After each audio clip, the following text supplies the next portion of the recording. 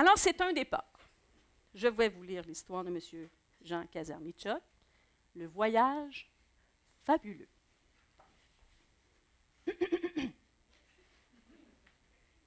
suis tout excitée. OK, on y va. Lorsque j'étais petit, j'habitais la grande ville. À cette époque, nous pouvions jouer sans souci dans les ruelles. J'aimais beaucoup porter mon habit de Radisson.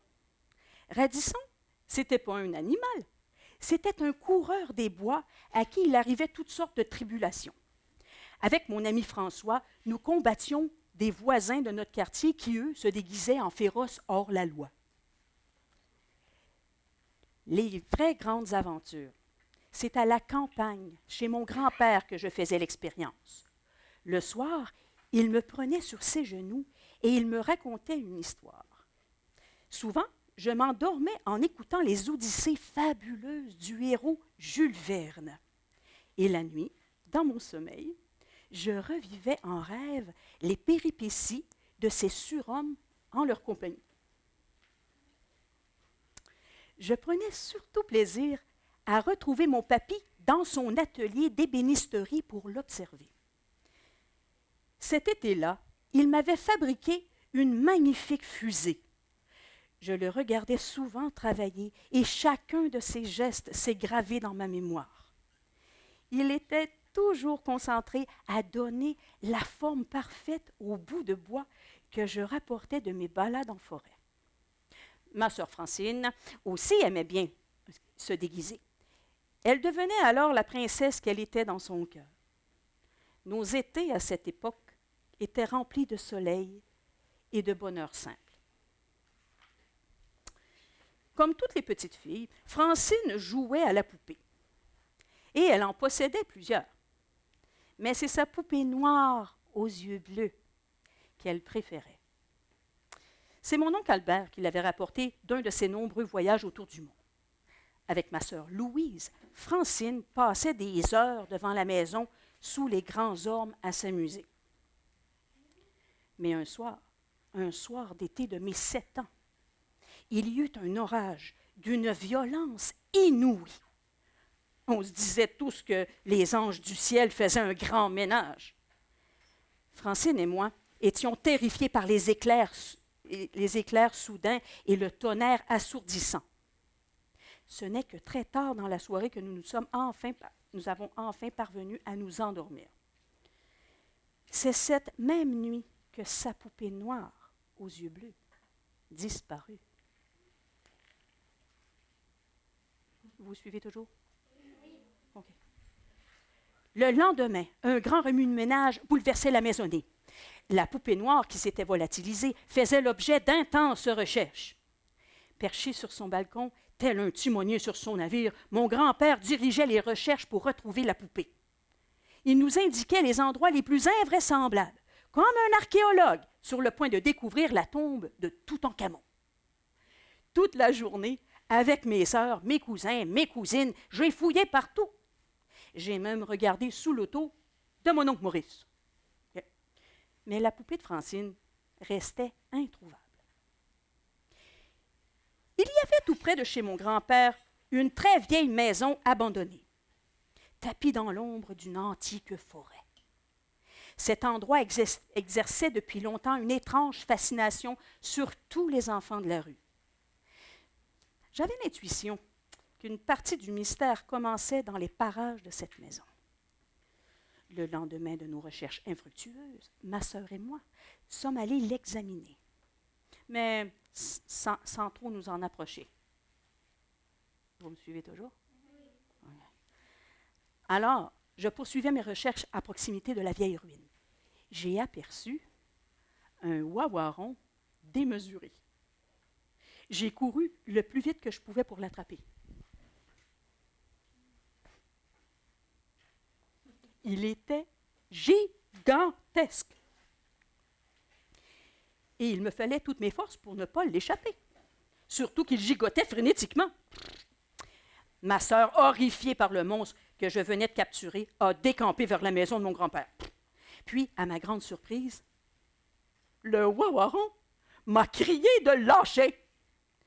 Je l'ai laissé tomber par terre. Et celui-ci, au lieu de s'enfuir, m'a regardé longuement. Il m'a demandé ensuite ce que je faisais ici, près de la vieille maison. Je lui ai répondu que je cherchais la poupée de ma sœur. Après un moment de réflexion, « Snowa! » Il s'appelait comment? Snowa. Après un moment de réflexion, Snowa m'a dit qu'il avait vu la veille au soir un mystérieux personnage qui tenait une poupée. Il portait une veste à capuchon et c'était impossible de voir son visage. L'homme était disparu comme par magie lors d'un coup de tonnerre. Mais Snowa avait entendu parler du guide des abysses et la rumeur racontait qu'il savait retrouver tout ce qui était perdu. Celui-ci habitait sous terre avec son peuple. Vous me suivez toujours? Le guide des abysses. OK. Je ne savais pas comment j'aurais pu suivre le Wawaron sous terre et sous l'eau, là. Et je me disais tout haut que j'aurais bien aimé que la fusée jouet que mon papy venait de me terminer en soit une véritable. Snowa, qui prêtait l'oreille, m'a prié de lui montrer la fusée. Nous nous sommes glissés en douce dans l'atelier de mon grand-père et je lui ai montré la fusée qui trônait fièrement sur l'établi. Mais il était tard et je devais rentrer à la maison. Nous avons décidé de nous retrouver le lendemain. Okay? Dès l'aurore, j'ai transporté la petite fusée à l'extérieur et je l'ai déposée sur le quai à l'arrière de la maison. Snowa en a fait le tour, tout en l'admirant. Puis, Snowa m'a dit qu'il allait tenter quelque chose. Il s'est mis à spalmodier une étrange mélopée dans son langage de bactracien. Genre. Il s'est passé ensuite un événement incroyable. Et je rapetissais. Sur le coup, j'ai paniqué et j'ai crié, mais Snowa m'a rassuré en me disant que c'était la fusée qui grandissait. Intéressant. Vous me suivez? Oui. Snowa m'a invité à monter à bord de la fusée. Je me suis assis devant les commandes qui étaient toutes simples. Et je l'ai mis en marche. Elle s'est élevée doucement dans les airs et Snowa m'a dit de me diriger vers la baie derrière la maison. La fusée a rapidement pris de la vitesse et nous avons plongé. Le fond de la rivière était une découverte merveilleuse et celle-ci nous a amenés vers un océan souterrain. Après avoir navigué un bon moment, nous avons vu l'entrée d'une caverne. Sa bouche sombre m'a donné des frissons dans le dos et je me suis interrogée avec une soudaine inquiétude sur cette folle décision de partir sans avertir personne. Mais confiant en mon nouvel ami, j'y ai quand même dirigé la fusée. Nous naviguions depuis un bon moment dans cette caverne sous-marine, lorsque soudain un animal fabuleux a jailli d'une fissure de la paroi et nous a attaqués. Snowa a poussé un cri d'alerte et dans une manœuvre désespérée, j'ai réussi à éviter les cruelles mâchoires qui nous menaçaient. Mais le danger était loin d'être écarté, car le monstre se lançait à notre poursuite. Et lorsque nous avons émergé, la bête nous poursuivait encore, et c'est de justesse que nous sommes parvenus à éviter sa gueule béante. Le mastodonte a retombé à la mer, et nous avons pu enfin reprendre notre souffle. Toutes ces émotions nous avaient bien secoués. De plus, nous devions vérifier si le colosse préhistorique avait fait des dommages à notre fusée. Nous nous sommes donc posés sur le rivage. Quelle ne fut pas notre stupeur devant le fabuleux spectacle qui s'offrait à nous. Je m'interrogeais si par une magie incroyable, nous n'avions pas rapetissé. Je me sentais comme une fourmi dans une jungle de champignons. Snowa m'a dit alors qu'il craignait que nous nous sommes perdus, car il ne savait plus de quel côté se trouvait le village du guide des abysses. Tout à coup, il est apparu un formidable scarabée. Il était aussi haut qu'un cheval. Ce qui nous a surpris le plus, c'est qu'une petite personne à la chevelure bleue le chevauchait et se dirigeait vers nous. Le cornac s'est adressé à nous dans une langue inconnue. Bla, bla, bla, bla, bla. OK? Voyant que nous ne comprenons rien, il nous a fait signe de le suivre en nous indiquant un autre scarabée sans cavalier. Avec frayeur, nous avons monté sur le dos de l'insecte qui s'est mis en branle par la suite. OK. Nous sommes arrivés à un village creusé dans la paroi rocheuse. Notre guide nous a conduits vers un bâtiment à l'écart, éclairé par des torches qui brillaient joyeusement dans la pénombre. Nous avons découvert un vieil homme qui souriait lorsque nous approchions. Okay. Celui-ci a parlé à notre accompagnateur qui s'est retiré après s'être incliné respectueusement devant le vieil homme. Il s'est retourné vers nous et nous a déclaré qu'il était le guide du peuple des abysses. Le vieillard nous a donné nous a demandé ce que nous faisions dans le domaine. Nous lui avons raconté que nous étions à la recherche de la poupée de ma sœur. Le vieillard s'est alors approché d'une vasque remplie d'eau claire.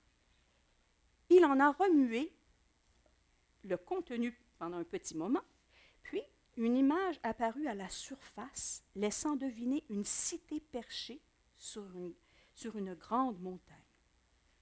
Le guide nous a dit alors que ce que nous cherchions se trouvait dans cette cité. Et il nous a indiqué le chemin à suivre pour y parvenir. Il nous a assuré que nous trouverions des alliés sur notre route. Vous me suivez? On s'en va à quelque part, là. Nous sommes retournés à notre fusée et nous avons suivi les indications du guide. Notre voyage s'est poursuivi dans un labyrinthe de cavernes magnifiques. Il nous a fallu plusieurs heures de vol dans le ventre de la terre avant d'entrevoir enfin la sortie et nous retrouver en fait à l'air libre.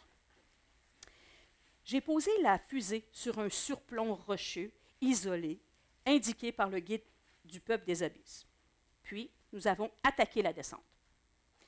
La vallée qui s'étendait devant nous était noyée de brume et nous ne connaissions pas la piste à suivre. Mais, après de nombreuses heures à rester assis dans la fusée, Snowa et moi étions très heureux de gambader pour nous soucier de toute la route qu'il y avait devant nous. Et nous avions confiance en notre bonne étoile aussi. Nous sommes arrivés enfin devant la ville perchée dans la montagne. Nous n'étions pas au bout de nos peines, car un gouffre infranchissable s'ouvrait devant nous. Malgré sa grande taille, mon ami le Wawaron ne pensait pas pouvoir faire un bond assez long pour lui permettre de traverser l'abîme. Snowa aperçut un moine, seul sur une terrasse à l'écart. Nous l'avons vu lever un arc et mettre en joue.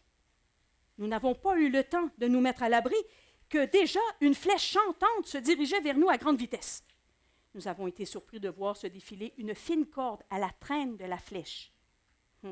Snowa a compris que le moine était un allié et qu'il nous donnait le moyen de traverser l'abîme sur ce fil. Après avoir attaché la corde à un gros rocher, Snowa s'est aventuré résolument sur le cordage. Celui-ci vibrait dans le vent. Et je craignais de m'y engager. Mais prenant mon courage à deux mains, je me suis élancé à mon tour par-dessus le vide vertigineux. À peine mes pieds s'étaient-ils déposés que celui-ci a cessé de vibrer et que mon pas a pris de l'assurance. On aurait dit une corde magique, car j'avais l'impression que je marchais bien en sécurité sur un large trottoir. Nous étions tout de même rassurés quand on a mis les pieds de l'autre côté sur la terre ferme. L'archer nous attendait dans un petit passage. Nous lui avons emboîté le pas dans un dédale de petites ruelles et d'escaliers biscornus, où nous avons remarqué de nombreuses statues et des poupées d'enfants de tous les pays du monde. Est-ce que vous me suivez?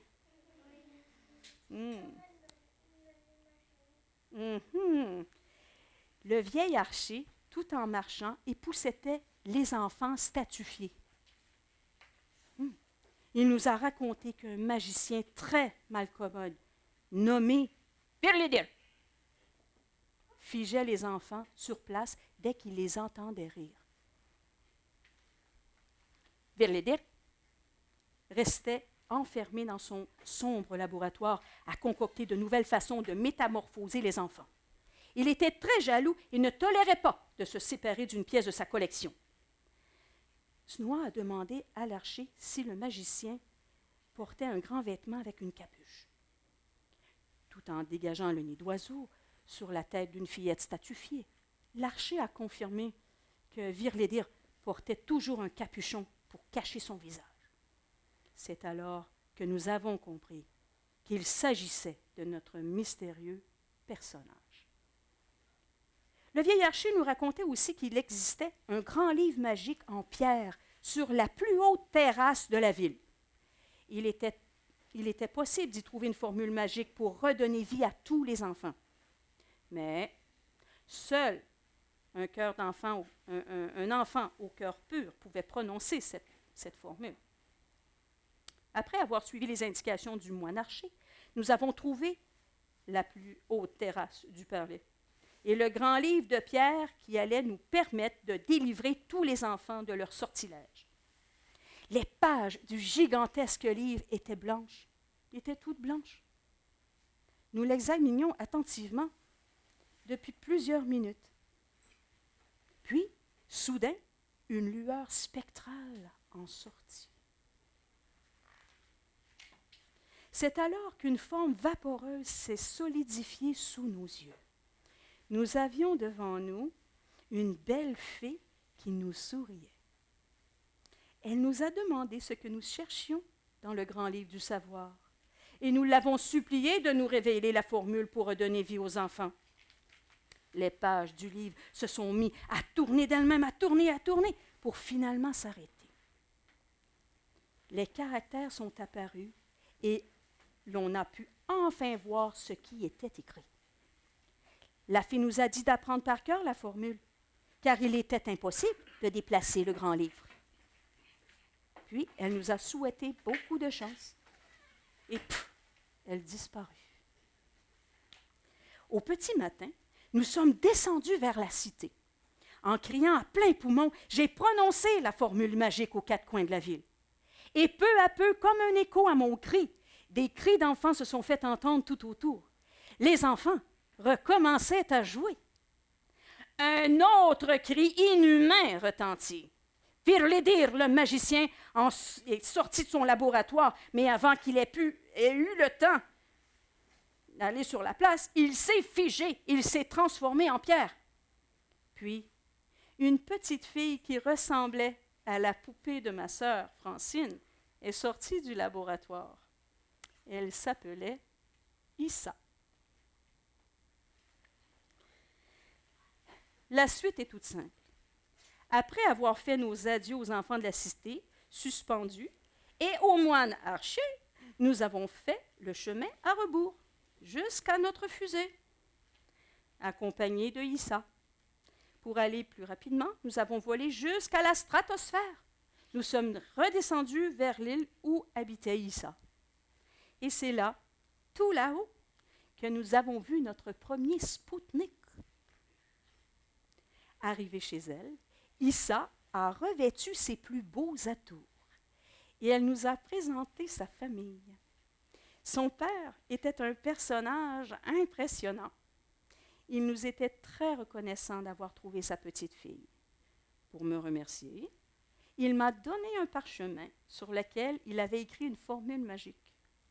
Cette formule avait le pouvoir de me transporter instantanément à l'endroit de mon choix. Pour remercier le Wawaron, le père de Issa a requis un marabout, un magicien, d'exaucer son vœu le plus cher. Snoa rêvait depuis toujours d'être un grand explorateur. Le marabout, après une danse sacrée avec les jeunes gens du village, a accompli ce prodige. Puis, il y a eu une grande fête avec de la musique et de la danse. À l'aide du parchemin magique, Snoa m'a raccompagnée chez mon grand-père. je lui ai offert la fusée en cadeau, afin qu'il puisse poursuivre ses aventures d'explorateur. Et il m'a fait promettre de garder le secret sur le sort de la poupée noire aux yeux bleus, Issa. À ma grande surprise, ça c'est spécial, à ma grande surprise, j'ai réalisé que toutes ces péripéties, de par le monde que nous avions vécu, n'avaient pris que quelques heures et que j'arrivais juste à temps pour souper. Mais j'étais épuisée et je me suis endormie sur la table. Nous avons grandi, ma sœur Francine et moi. Mais je ne lui ai jamais révélé le secret de sa poupée noire disparue. Je suis certaine qu'elle croit encore que je l'ai caché. Mais un secret, c'est un secret. Il m'arrive de retourner visiter la maison de mes grands-parents. La vieille ruine abandonnée a disparu depuis longtemps et la forêt de mon enfance s'est réduite avec le temps. J'y retrouve parfois Snoa, toujours prêt et en quête d'aventure. Mais c'est une autre histoire.